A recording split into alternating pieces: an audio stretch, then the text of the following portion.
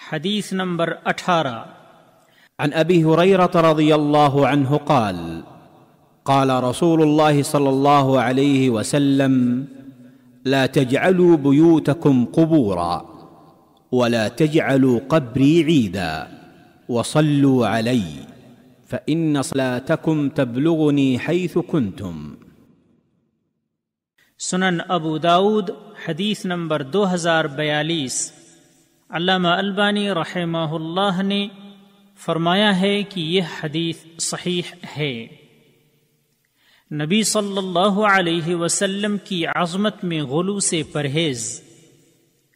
ابو ہریرہ رضی اللہ تعالی عنہ کہتے ہیں کہ رسول اللہ صلی اللہ علیہ وسلم نے فرمایا، اپنے گھروں کو قبرستان نہ بناؤ اور میری قبر کو میلہ نہ بناؤ کہ سب لوگ وہاں اکٹھا ہوں، اور میرے اوپر درود بھیجا کرو، کیونکہ تم جہاں بھی رہو گے تمہارا درود مجھے پہنچایا جائے گا۔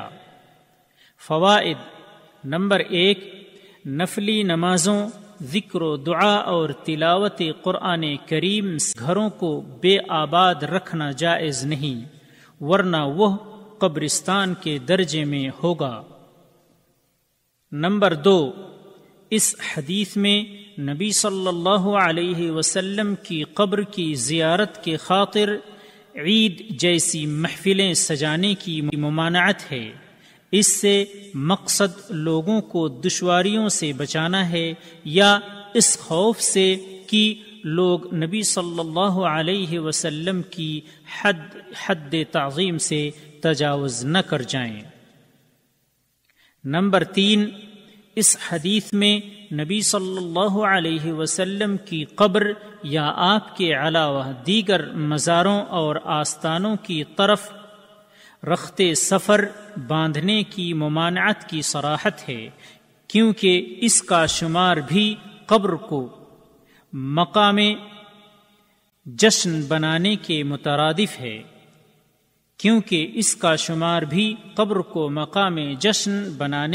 مترادف ہے،